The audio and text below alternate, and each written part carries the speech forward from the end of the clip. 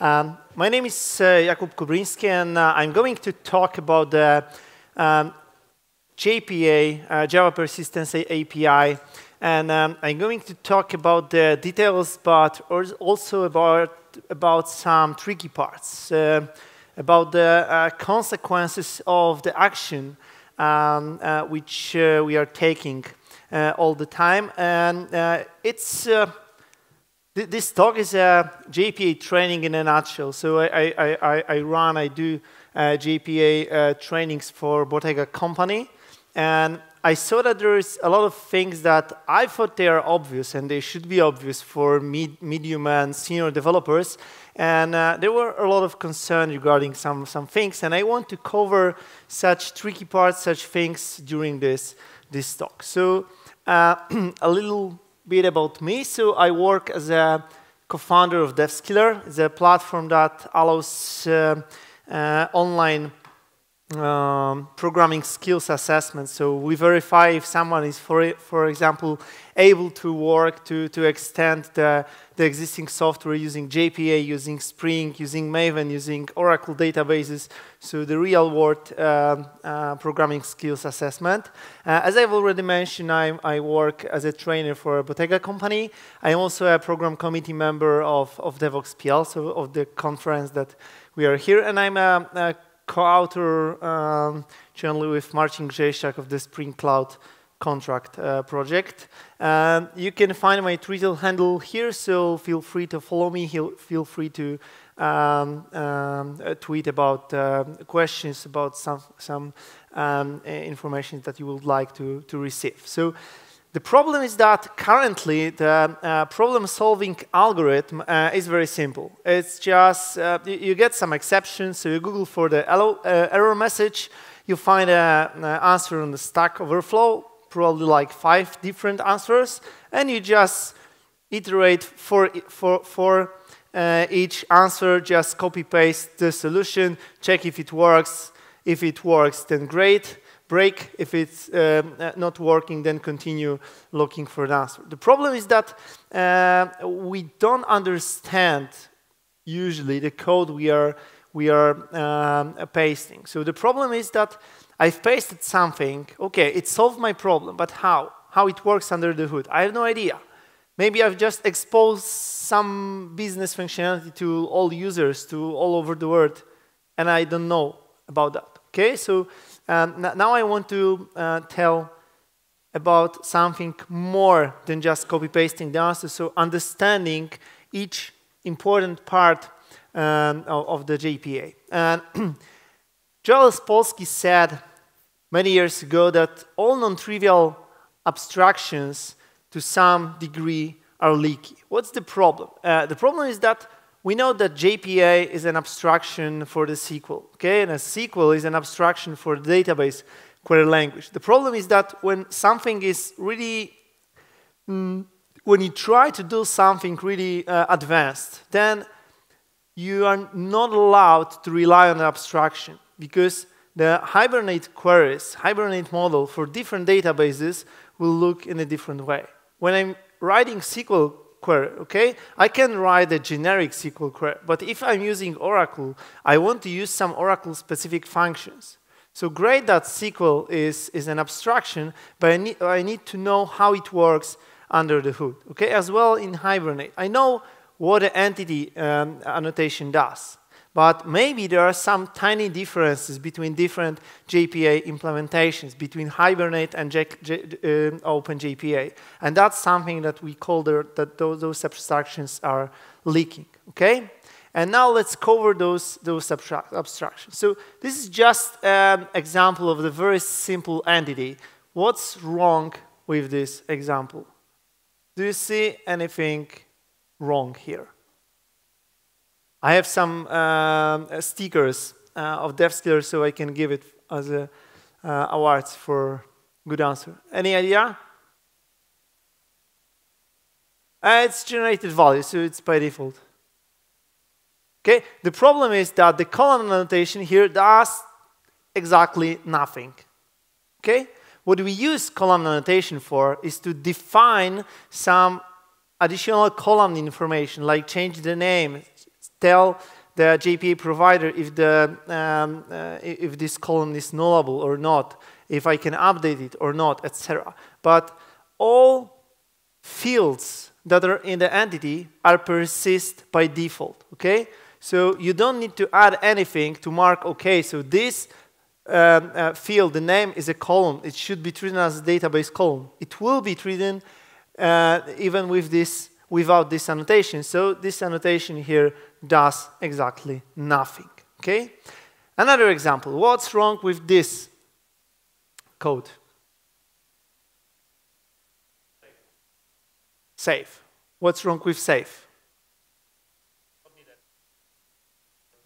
Exactly. So I'm telling here explicitly that I want to save this entity, but it's not needed because it's transactional method. When the method is transactional, then JPA provider cares about all changes made to the managed entities. So the JPA provider is using something that is called the dirty tracking. So it checks if the entity state has changed, and if the entity state has changed, then it saves and flashes all the changes into databases without explicitly saving the product. Why it's important?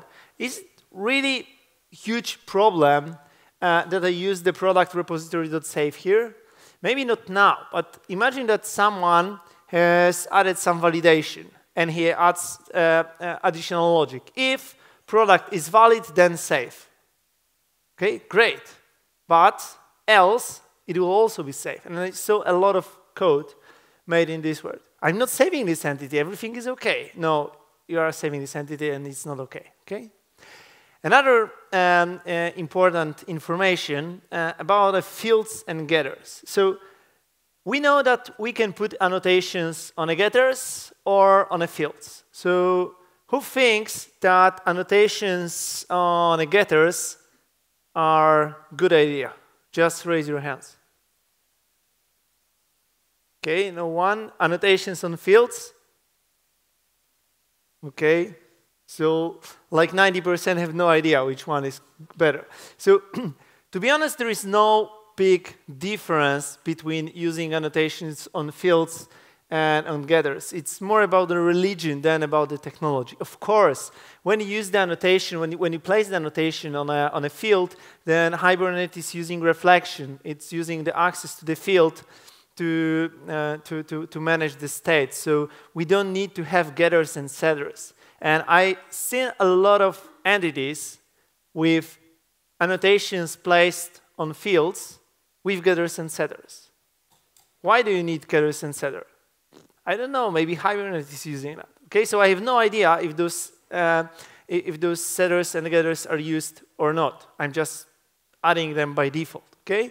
And the real problem is that when you decide, for example, that, okay, so let's go with annotations on fields, and new person joins your project, and he's from the other religion that places all annotations on getters. The problem is that single annotation on getter is enough to change the access rules for the whole class. So I have 10 annotations on fields. I've added another annotation on getter. All annotations on fields are ignored right now. So if there is no getter and setter for some field, it won't be persisted because I've changed the access to the class, the type of the access. So if you want to use fields as well as the getters, you must tell explicitly that access on this class is an access by field, but for this property, I'm using the property access. Without this property access, the whole access type on the class will be changed, and that can make serious problems. Okay, another thing. So what's wrong with this code?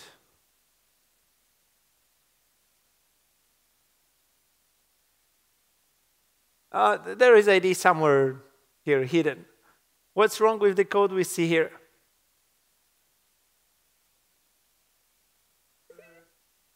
What's wrong with the name of the class? Yes, exactly. It's a keyword. So I cannot use this class because I will get an exception that it's incorrect grammar. Okay? I've expected the identifier, but order is found. So what can I change? The first answer on Stack Overflow is just change the name of your entity. So I'm changing it to orders. And let's see. Yay, works. Insert into orders. Great. Do you know what's wrong with this problem? It's solved. Or not? Let's try to write a query. Create query, select all from order 00. What happens? No such entity. Okay? This is a JPQL. It's Java persistence query language. But I used to name the entities and name objects here from the name of the class. But I've changed the name of the entity. So there is no entity called order. There is entity called orders. Okay? So I've changed the name of the entity, which results in changing the name of the table, but it did more than I expected. So to fix this, to solve this problem in a good way, we just leave the entity as it is, and we change the name of the table. Table is a similar annotation as column. Okay? We use it when we want to change the database representation, not the ORM model. Okay? But that's very simple stuff. Let's move to something more interesting. Let's move to the mappings. Okay? What's wrong with this code here? Any ideas? Stickers with all that kills poor programmers with sword are waiting. What's wrong here? Yes, but what's wrong with bidirectional mapping? Do we need? Yeah, we don't know who is the owner of this relationship. So what does it mean that, let's say that address is the owner of the customer? It tells us where should we place the foreign key, okay? So where should I place the foreign key here? I don't know. So let's use 2 foreign keys, okay? And it's that's the default behavior of the Hibernate. So Hibernate will create 2 foreign keys, okay? So now the question: how can I delete this object or this relation? I cannot, okay? And the cool thing is that when you execute entity manager.delete and you pass this customer, entity manager will say, yeah, deleted. But it's still in the database. No exception, no any information, just nothing. It just won't be deleted. So if you want to use the bidirectional mapping, you must tell explicitly, hey, it's mapped by the address, okay? So that's the owning side of my relationship, okay? So the customer is owner of the address. Okay, that was a simple example. What's wrong here with this code? Simple, one-to-many entity. Customer has a set of addresses. What's the problem? So I will ask you one more thing. Do we need a linking table here? Exactly. No, we don't, but Hibernate is not aware of this cool feature that we can store one-to-many relationships in a database without using join column. So for this mapping, Hibernate will create a join table. So there will be 3 tables: customer address and a customer address. Why? Just because. Okay? So if you want to use the one-to-many as it should be stored, then you must tell explicitly, hey, use the join column, please. Okay? Don't create linking table for one-to-many relationships. Okay? That's wrong. So the question is, what's wrong with this relation. Do we need a join table here? Yes, we need. So what can go wrong?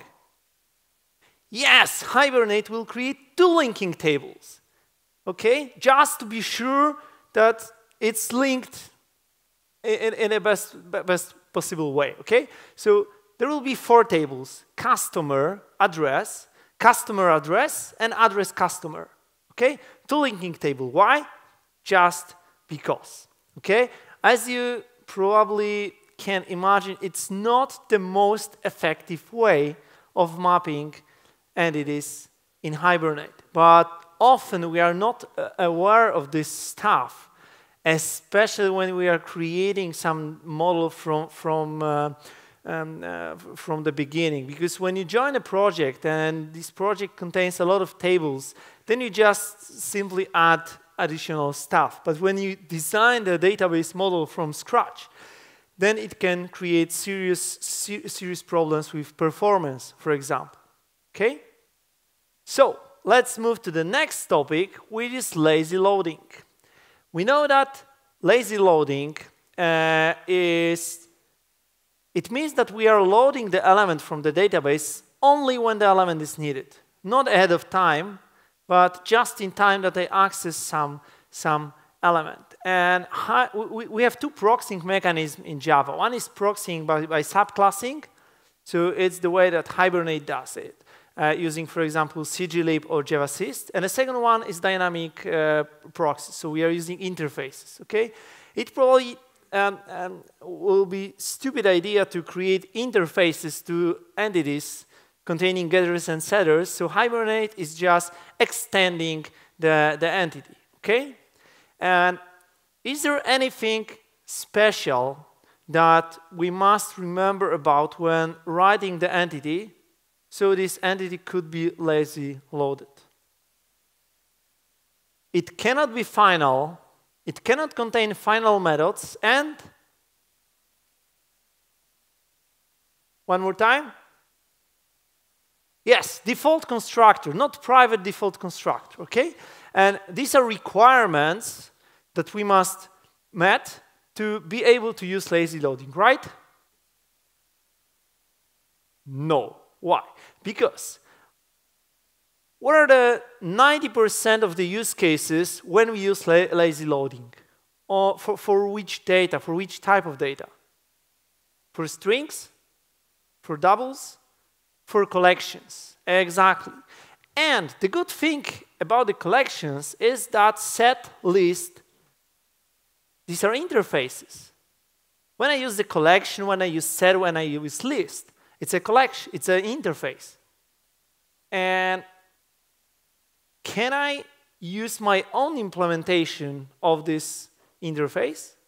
Of course I can, and that's what Hibernate does. Okay, so Hibernate, when you put the set in your list, it's not using the hash set. Even if you assign it manually, it will use the persistent set. And what's the difference between persistent set and set?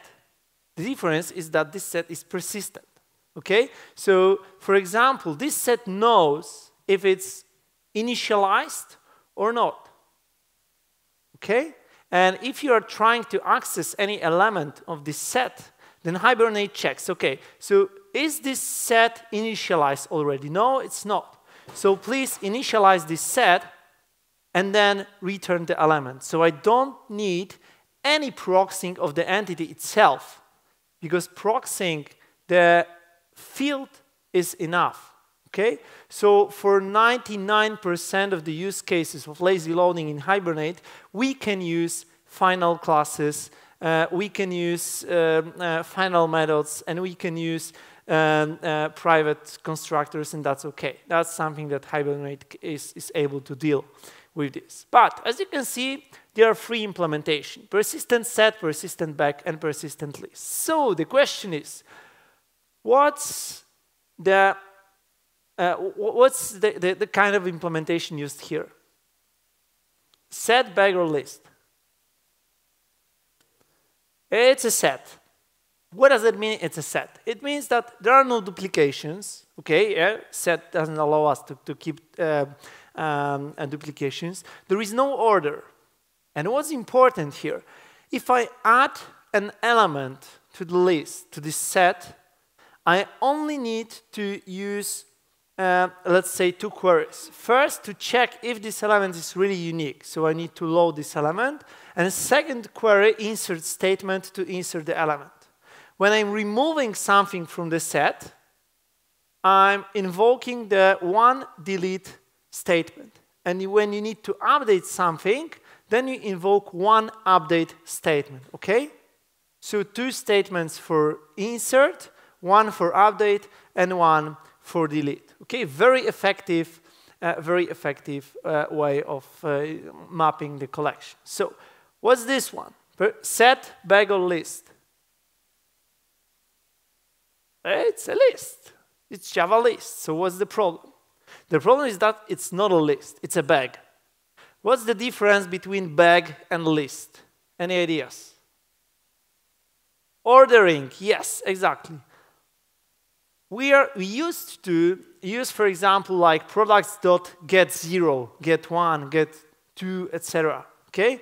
The problem is that it's a bag, not a list. And a bag doesn't guarantee any order, so there is no ordering here. Yes, we are allowed to use duplicates, and no, there is no order. So, what's the problem here? Is it a big deal that there is no order and there are duplicates or not? It's a huge problem, because imagine that I want to add something to my list. Okay? Am I able to invoke just one insert statement? No. Because after adding this insert statement, is it a correct state of this collection, or I've just accidentally added duplication? No idea. So I need to recreate this list. So I need to remove all entities from the database and insert them one more time. Another problem, when I'm removing something from this list, let's say that I have 3 products, maybe differently. I have a product that is added to this list 3 times. How can I remove just one instance of this product? No way to do that. So I need to remove all products and insert those which are still valid one more time to the database. Okay, so I'm recreating the whole bag in the database. And when I update, it's okay, because update is still just one query. Okay, so if you have 100 elements in your bag and you remove one thing, then you are executing 100 SQL statements for the database, which makes no sense.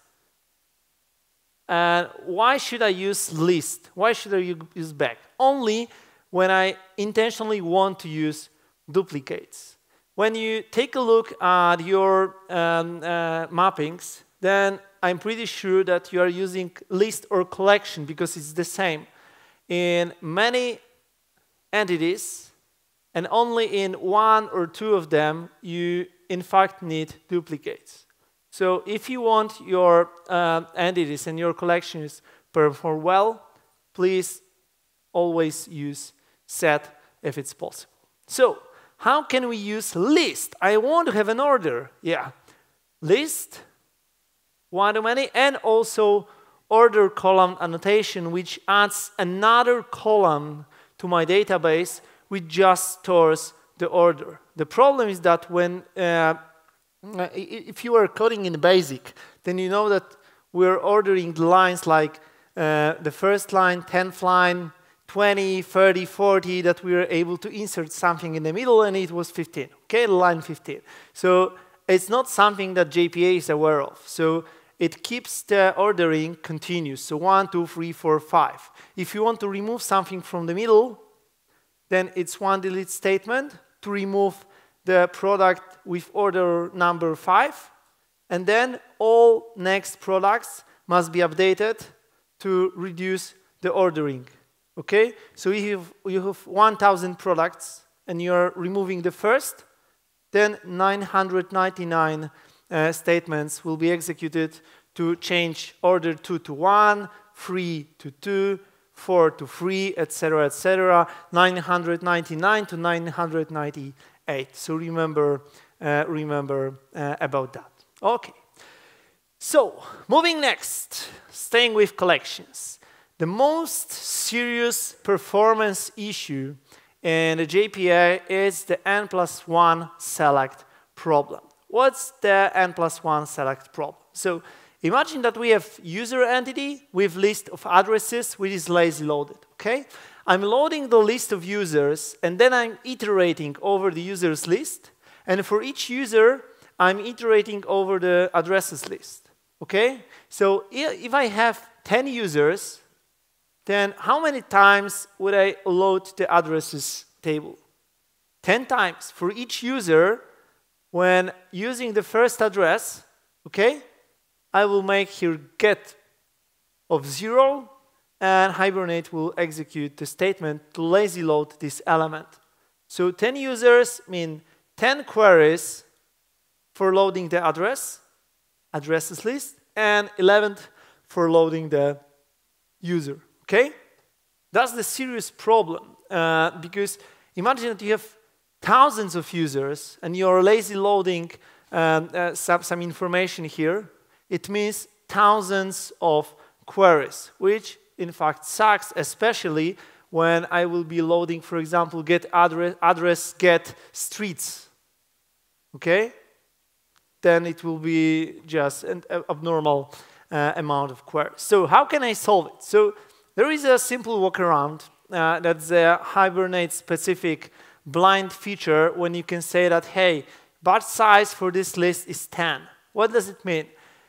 When Hibernate loads the addresses list for the first user and it knows that the user is loaded in a list, then it will load 9 more addresses. So there is no more n+1, but it's n divided by 10 plus 1 problem, okay?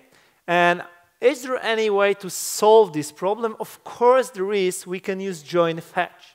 So select u from user u, join fetch u.addresses. I can also use join fetch all properties. Okay? So please load this u and load everything that is important here, because I want to use all the stuff that is available in this place. Okay. Next thing. How can we save something to the database? There are 2 methods on the Entity Manager. One is called the persist, and the second method is called the merge. And what's the problem? The problem is that persist works only for the new entities, and merge works for new entities and for detached entities as well. So the good idea is to use merge all the time, right? No. Why? Because how merge is able to, let's say, get the information if this entity is new or is detached?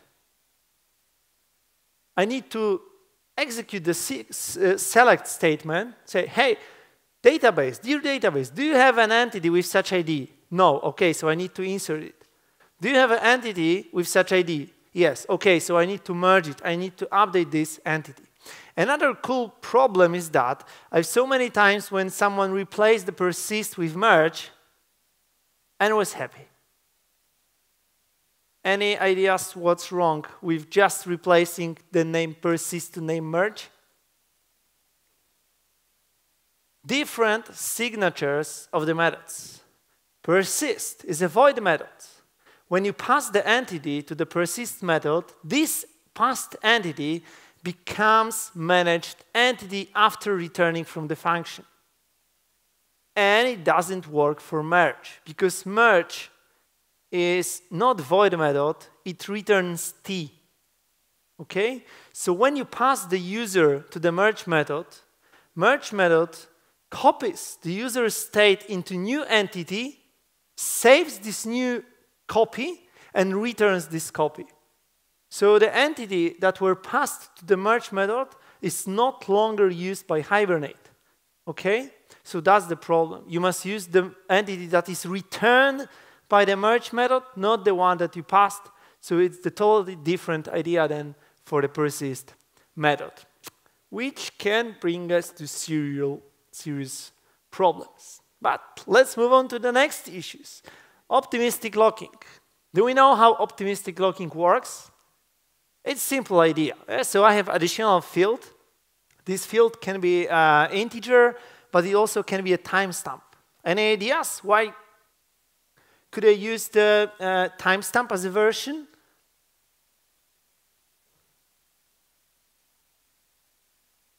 Is there something that I gain for free by using the timestamp as a version? Exactly, last update date for free. Okay? If you want to, for example, pull all changes from the database that were made in the last 5 minutes, voila. Give me all fields with the version higher than something. Okay, these are all entities that were changed in the last 5 minutes. So how it works? It works in this way that a Hibernate adds this version into the where statement. So update user set name equal to something, where ID equal to 5, and version equal to 3. When there is no, if the entity with version 3 is no longer available in the database, it will be just ignored. Hibernate will realize that 0 rows were updated, so it will throw the optimistic lock exception. Really simple idea. But what's happening in REST? Is there optimistic locking in REST? We moved from JPA, from JSP or from GWT applications into Angular, but the processing model is still the same. What's the difference? The difference is that in JSP we're operating usually on the entity. And the entity was the thing that were updated in the model. So when I was just, of course the entity was deserialized and detached, but then it was merged and as well as the version of the entity that I was updating in the UI. But in Angular, I'm serializing the entity not as a Java object, but as a JSON or XML or something else. And I send this DTO to the browser, user edits it, and sends it back to the server without the version. So what I'm doing, I'm loading this entity from the database, I'm updating the properties, and I'm saving. The problem is that optimistic locking, the versioning of this entity, works only in the backend. Okay? So entity can live for 10 weeks in UI in my browser, and I will be able to save it. So if you want to use optimistic locking when you are deserializing the entity into DTOs, you must do it manually. There is no way for Hibernate to take care about that. So how we do that? We add the version field into the DTO, and when you receive the DTO from the browser, you load the entity, you manually check if DTO get version equals entity get version, and if it's not equal, you manually throw new optimistic lock exception, and if not, then you continue processing. Huge problem in REST applications using the optimistic locking. Let's move on. Identity. The most basic methods in Java object equals and hash code. Okay? How can I implement equals and hash code in the entities? Any ideas? I could use the ID, right? ID looks like a great idea because it's unique, it's fixed, it's not changing. Is it changing or not? Yeah. there is bigger problem. Imagine that I'm creating a user, okay? And the user will contain 3 addresses. So the user has a set, okay? And I'm adding new addresses equal new hash set, okay? Then I'm creating new address and user.add new address. What's the idea of this address? It's not persisted to the database, so there is no ID, okay? So what's the hash code of this method? Let's say 0. So all 3 addresses are placed in a bucket for the hash code 0. Then I persist it to the database, and I want to check if this address is contained in this set. So I just invoke the set dot contains, and I pass the address, and set says that there is no address. Why? Because the hash code has changed. Okay? After persisting, the hash code is no longer 0. It's 1 or 2 or 3 or 10. And the hash structures like hash set or hash map are looking into incorrect buckets. So yes, this address is inside a set, but in the wrong bucket, and I'm not able to retrieve it anymore. So that's the serious problem. And there is just one solution for that, and it's a very strange solution because we need to add the UUID. Okay, so the long UUID to all our entities, just to be able to use hash code and equals on detached entities. Okay, and that's 32 or 36 additional chars for every single entity, just to be able to implement the hash code and equals properly to work with detached and unpersisted objects. Okay, so we must remember about that, but in fact, as it's the only reasonable solution, we add it as a base entity. It's the public abstract class mapped as a mapped superclass, so it's not the Hibernate inheritance, it's just a Java inheritance. And here we use the UUID that we use for creating the hash code and for equals. And this one is really immutable, okay? It's assigned during the Java object creation, and it lives forever with this object because it's persisted in the database. And yes, we need to persist it in the database because if we won't persist it into the database, okay, then after retrieving the entity, it will be different. So please remember about that because equals and hash code for entities is extremely hard topic. Next hard topic is the caching. Okay? What's the problem with cache? We have 3 levels of caching in Hibernate. Level 1 cache, so it's the entity manager cache. Second level cache, which works on a whole application, and query cache. And now we must also learn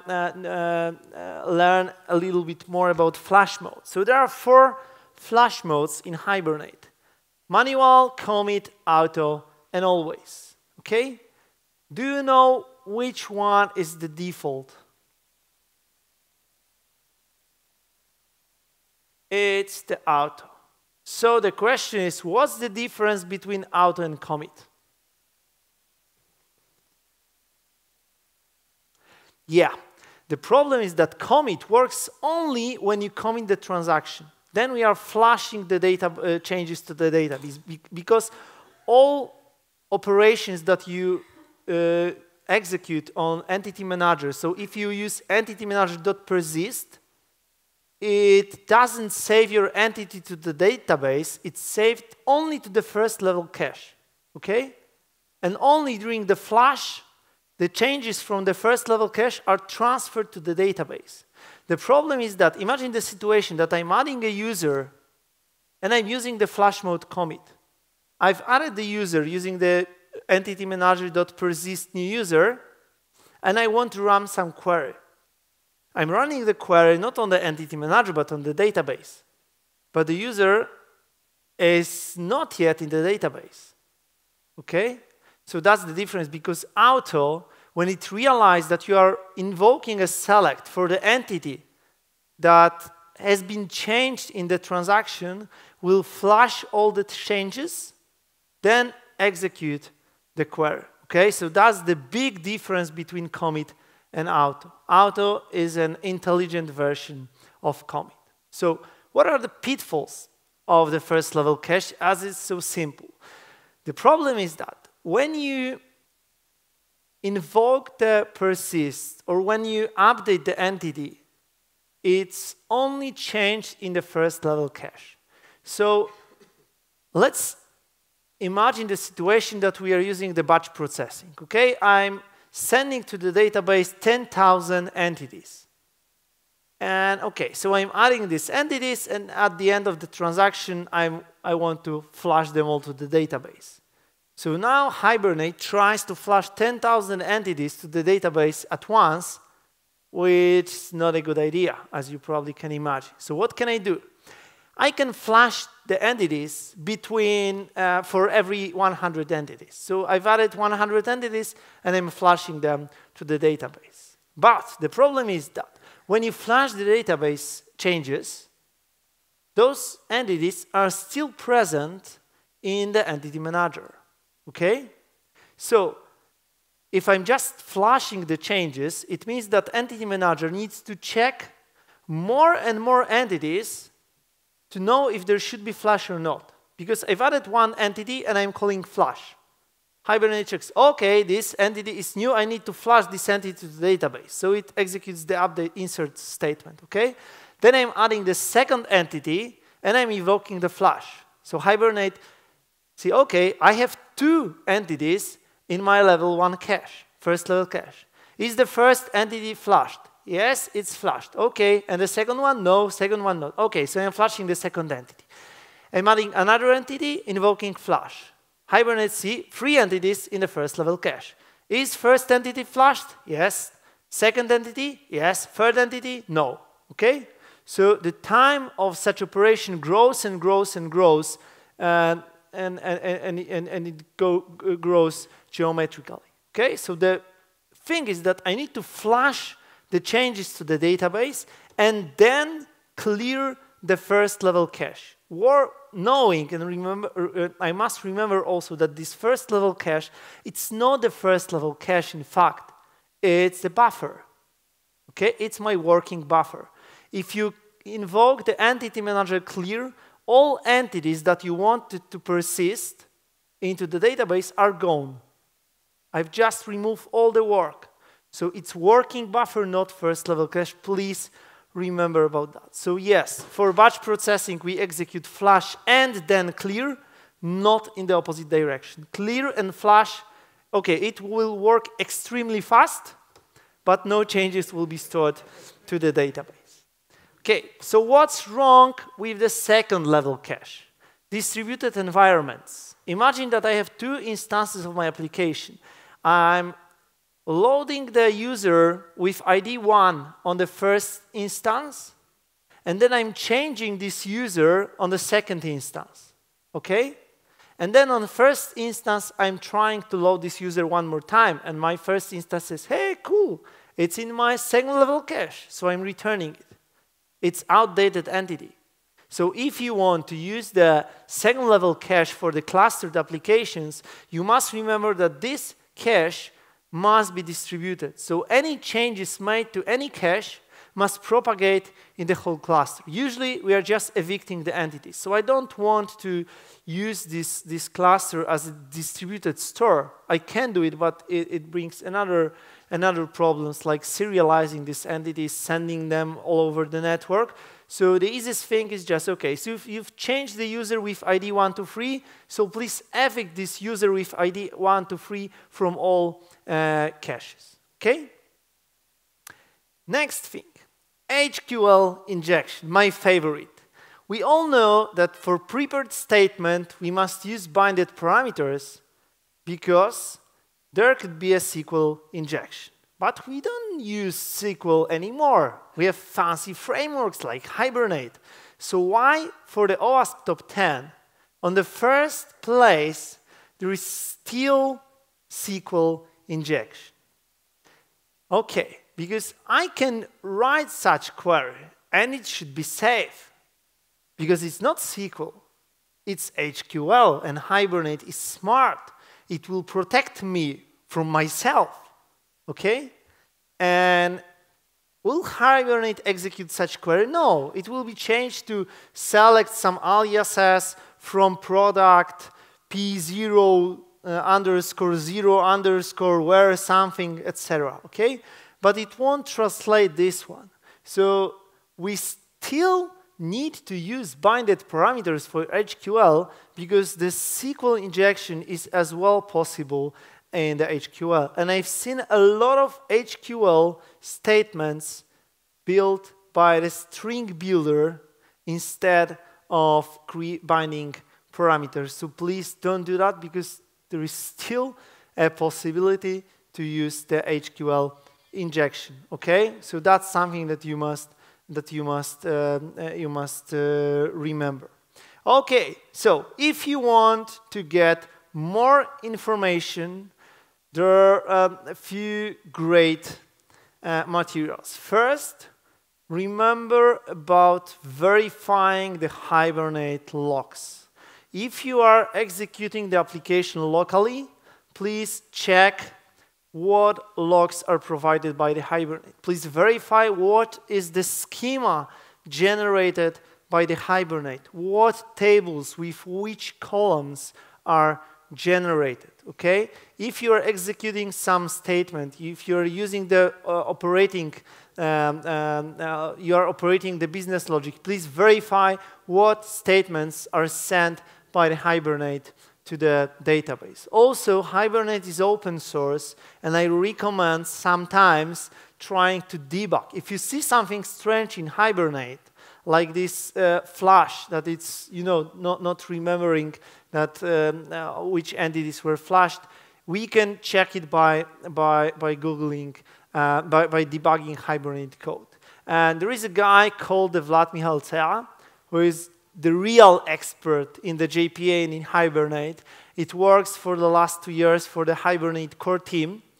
And he has written a book which is called the High Performance Java Persistence. I recommend this book because it's the best and the only good book about the JPA and the Java persistence. He's also running a blog with a lot of content for free. And there is also a library called Juke. It's created by Lucas Setter, who is the serial SQL expert, one of the best experts on the world. And it's the different approach to persisting from Java. Because in Hibernate, we are not controlling the SQL statement. And in Juke, you are writing the SQL statements like insert, update, etc., but using the generated type, safe, and strongly typed code for your application. Okay, so that's all. I don't think we have more time for questions, but I will be here.